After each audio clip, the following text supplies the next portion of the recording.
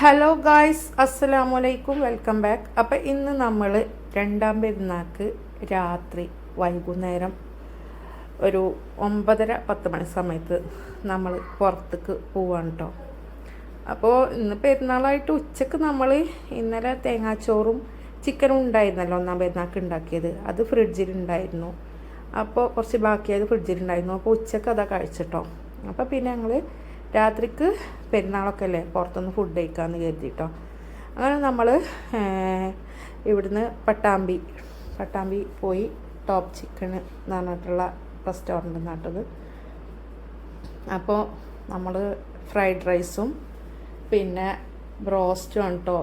അപ്പോൾ ബ്രോസ്റ്റിൽ 4 പീസാണല്ലോ ഉണ്ടാവുക, നമ്മൾ 5 പേരുണ്ടല്ലോ. അപ്പോൾ പിന്നെ ഹാഫ് ബ്രോസ്റ്റായിരുന്നു എടുത്തത്. പിന്നെ ഒരു പീസ് അൽഫാം എടുത്തു കേട്ടോ.